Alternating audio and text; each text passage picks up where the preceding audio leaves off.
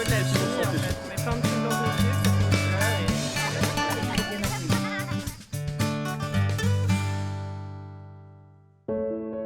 Un moulin à huile d'olive, ça fonctionne que 2 mois par an, c'est un petit peu triste et dommage de ne pas pouvoir utiliser ces installations plus longtemps dans l'année et de faire partager notre passion aux gens. Donc en dehors de la trituration des olives, nous proposons des promenades dans l'oliveraie, c'est ce qu'on a fait ce matin avec un groupe qui nous a rendu visite. Ensuite, on fait visiter le moulin et la partie technique de l'extraction de l'huile d'olive, parce que c'est quand même pas forcément évident et les gens aiment bien savoir un petit peu comment le produit est obtenu. Et puis ensuite, on passe à la séance dégustation. C'est ce qu'on a fait aujourd'hui pour montrer les différents fruités de l'huile d'olive, expliquer comment on les obtient et montrer qu'il n'existe pas une seule huile d'olive, mais bien toute une infinité de palettes de variétés et de goûts dans l'huile d'olive, exactement comme on les a pour le vin.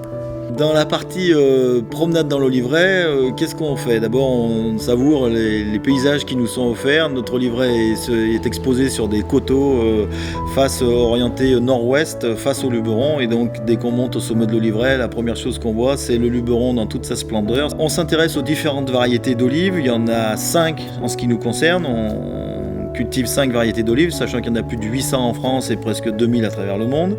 On s'intéresse aux problèmes d'irrigation, à la lutte contre les parasites, surtout en bio, puisque nous on cultive en bio, comment lutte-t-on notamment contre la mouche de l'olive. Voilà, c'est le genre de choses qu'on peut voir pendant la promenade dans l'oliveraie.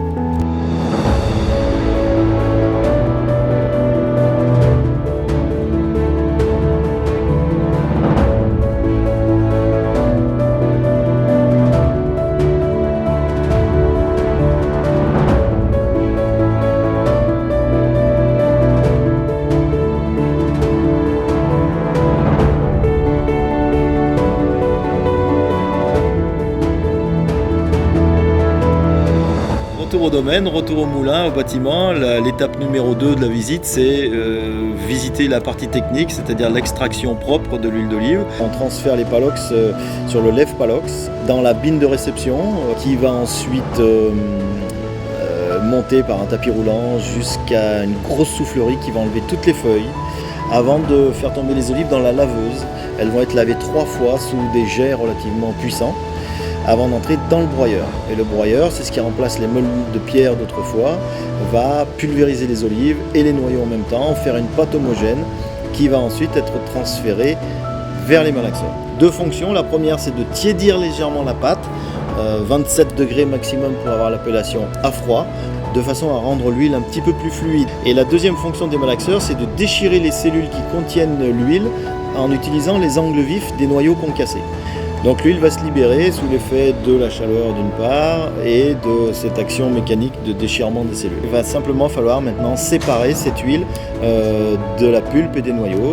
Pour ça, on rentre dans une très grosse essoreuse à salade, c'est rien d'autre, c'est très simple, qui tourne à 4500 tours et qui simplement sous l'action des différents poids des composants de l'olive vont séparer d'un côté l'huile, puis l'eau, puis la pulpe et les noyaux.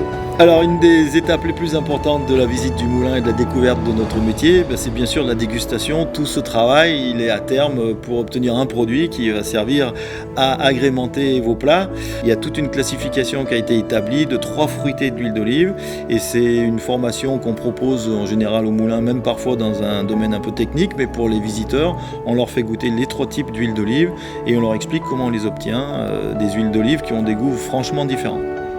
C'est vraiment une région qui vaut le coup d'être visitée, avec des villages extraordinaires, des couleurs, des lumières, des senteurs. Enfin, voilà, c'est la Provence dans tout son art et on n'est pas déçu du tout quand on vient visiter cette région.